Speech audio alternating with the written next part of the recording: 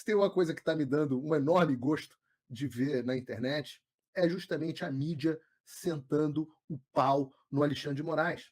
A mídia está sentando o pau no Alexandre de Moraes sem dó, e eu quero ilustrar aqui com alguns exemplos do que eu estou falando.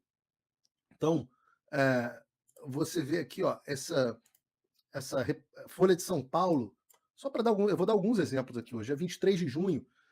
Censura não é bagunça. Se o STF pretende manter sua cruzada contra a liberdade de expressão, que ao menos haja como profissional. É uma correção aqui, né? Porque o texto original era se o STF manter a sua cruzada, e aí a conjugação poderia ser mantiver, né? A sua cruzada contra a liberdade de expressão, que ao menos haja como profissional. Eu vou comentar aqui um pouco só sobre cada uma delas. Essa é da Lígia Maria, mestre em jornalismo. Ai, meu Deus, pela Universidade Federal de Santa Catarina e doutora em comunicação e semiótica pela PUC São Paulo. Você imagina se essas pessoas estão começando a falar, se uma doutora em jornalismo, mestre em jornalismo, doutora em comunicação e semiótica da PUC de São Paulo, tá começando, na Folha de São Paulo, está começando a sentar o pau no Alexandre, você está vendo que a coisa está mudando de figura, né? Aqui, ó, como qualquer outro profissional, um censor tem a obrigação de seguir os princípios básicos para exercer com eficiência sua nobre função. Nobre função. Eu espero que tenha sarcasmo aqui. O mínimo que se espera dele é que analise o material a ser mantido longe dos olhos e ouvidos da população. Um censor que não vê o filme antes de vetá-lo é como um cozinheiro que não prova a comida que prepara. Não, não é. Claro que não é. Quem escreve uma estupidez dessa? Temos censores amadores no Brasil. Em 2022, o TSE proibiu a exibição de um documentário a que nenhum dos membros da corte assistiu. Mediunidade, telepatia, nunca saberemos. Na semana passada, o ministro Alexandre de Moraes, do Supremo Tribunal Federal, mandou tirar do ar as reportagens da Folha. O motivo alegado foi o que a Justiça havia arquivado o caso em 2015, a gente tratou isso no programa. Aí ela fala assim, o problema é que o magistrado da Corte mais alta esqueceu de avaliar o material que censurou. O problema não é a censura, o problema é que ele esqueceu de avaliar. E ela diz, censura não é bagunça. Se o Supremo pretende manter sua cruzada contra a liberdade de expressão, em vigor desde que Moraes determinou que a revista Cruzoé retirasse do ar uma reportagem sobre o seu colega ministro Dias Toffoli em 2019, precisa dar um exemplo. Seu modus operandi, suas decisões refletem nas comarcas do país.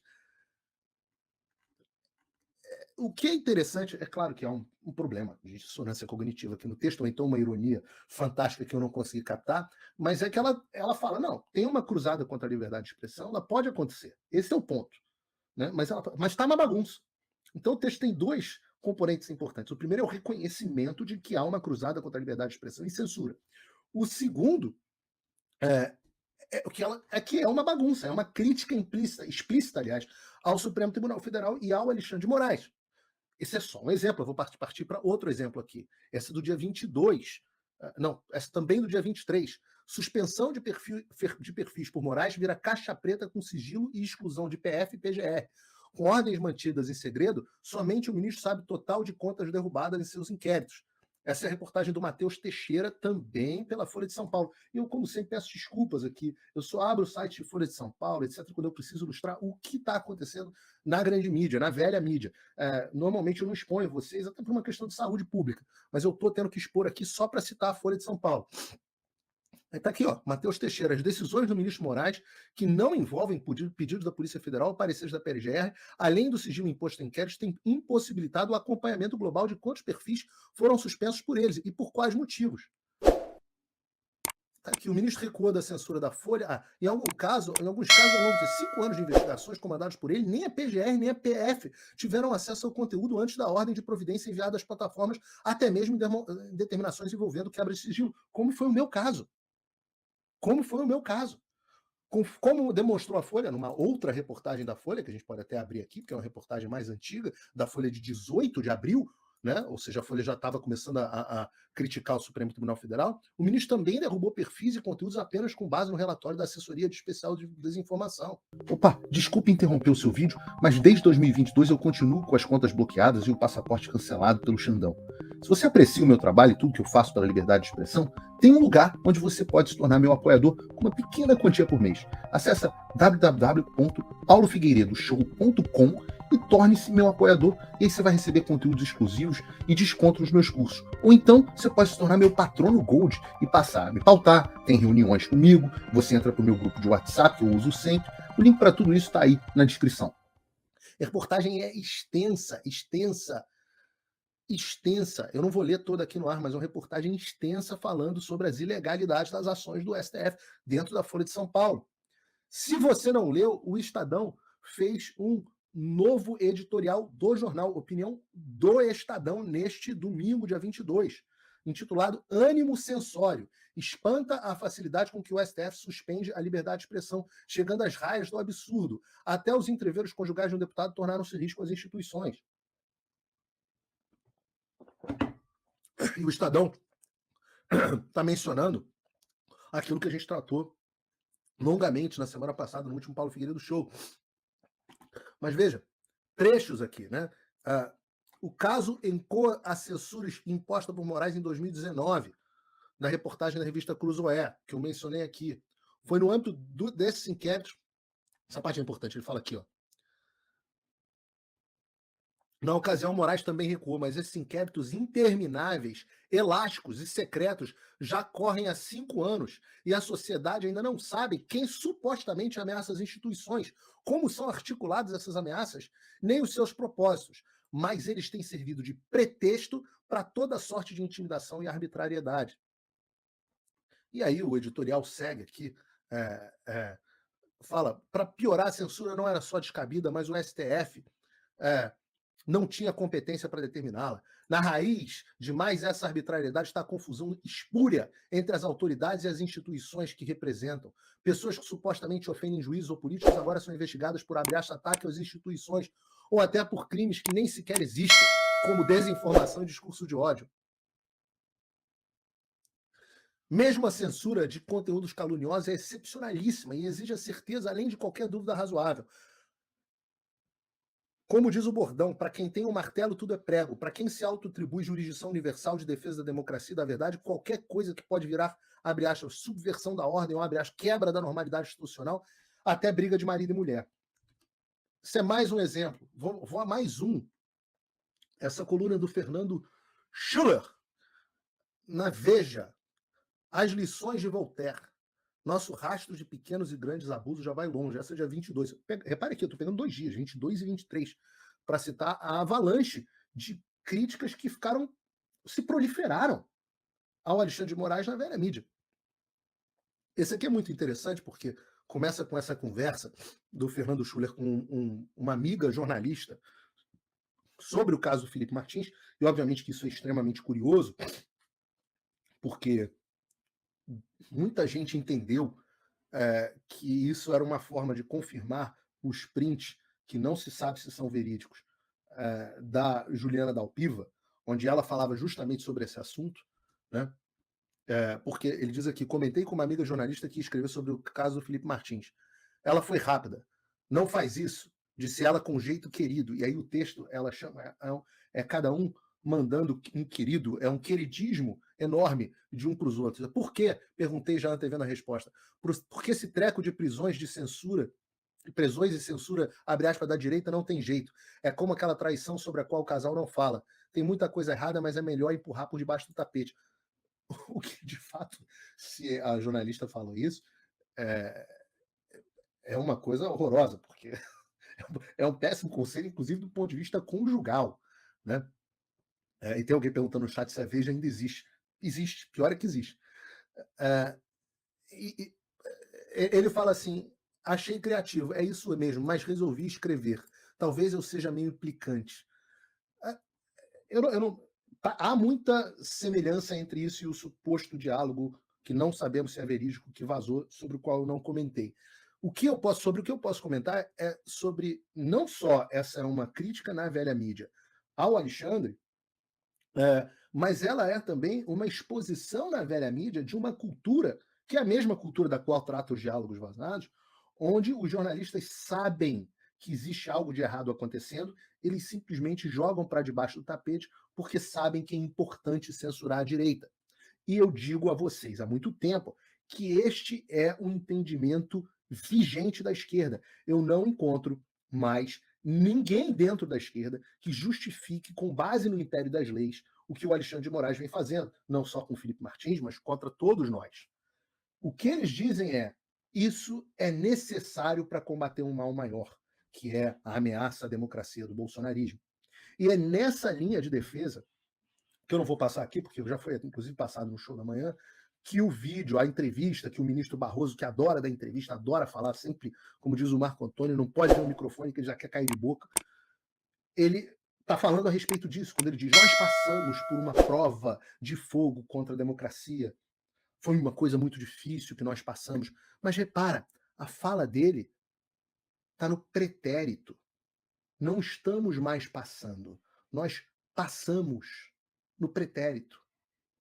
A coluna do Fernando Schuller, ela é um primor, absolutamente incrível.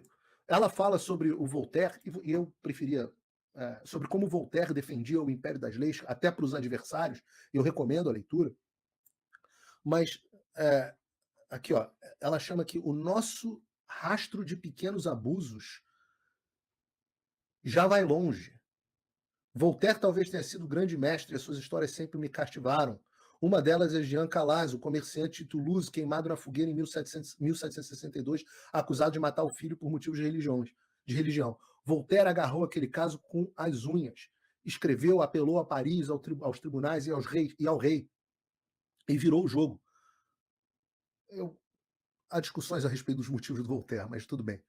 A outra história ainda mais reveladora, sua defesa do jovem Jean-François de Labarre, acusado de profanar um crucifixo e debochar da religião. Labarre era um tipo de iconoclasta, que se recusou a retirar o chapéu numa procissão, e isso era coisa pesada na época.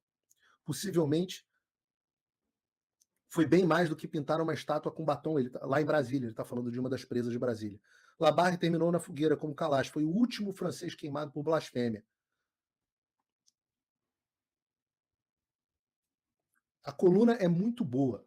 É muito boa. Ele diz assim: o que temos no país, o que temos é um país que vai se acostumando, empurrando certas histórias para baixo de um imenso tapete. Até quando? Não faço a menor ideia. E eu recomendo a leitura inteira da coluna, eu compartilhei no meu X. O que é interessante de todas essas coisas, num universo de 2 dias, é que isso era impensável há poucos meses. É quase que um linchamento das decisões do Alexandre em poucos dias. E se você pensasse, isso era completamente ausente da mídia do ano passado, quando o grosso disso estava acontecendo. O que nos traz, certamente, a pergunta: o que mudou? Por que isso está acontecendo agora? Será que o Fernando... Por que o Fernando Schuller resolveu fazer essa coluna agora?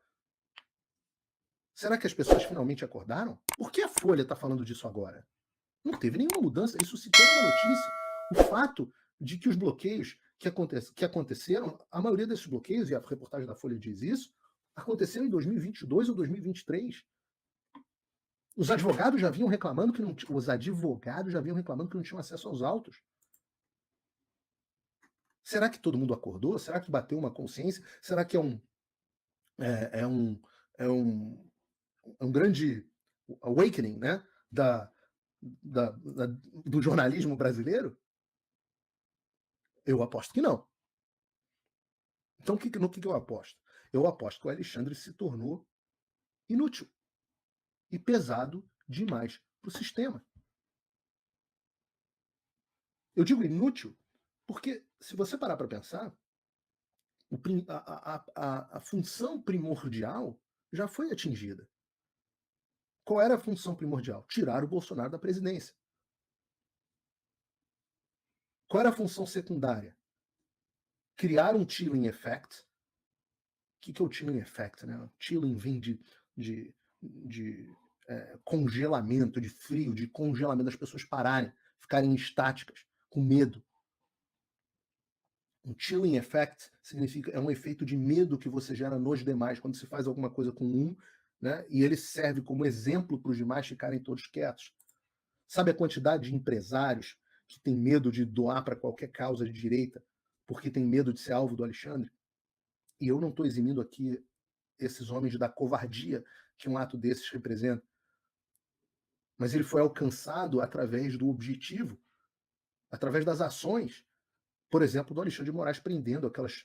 Prendendo não, busca e apreensão, bloqueio de conta daqueles empresários, colocando aqueles empresários com base em print de grupo de WhatsApp dos mesmos jornais, dos mesmos grupos de mídia.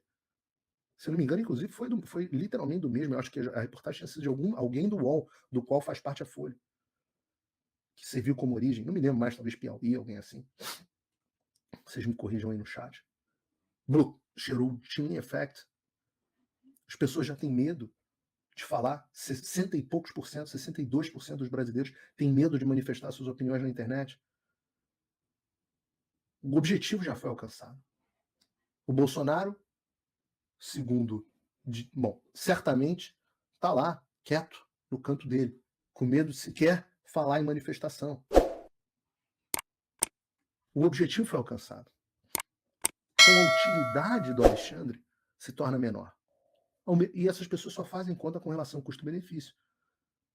O benefício caiu. E o custo? Ora, o custo disparou.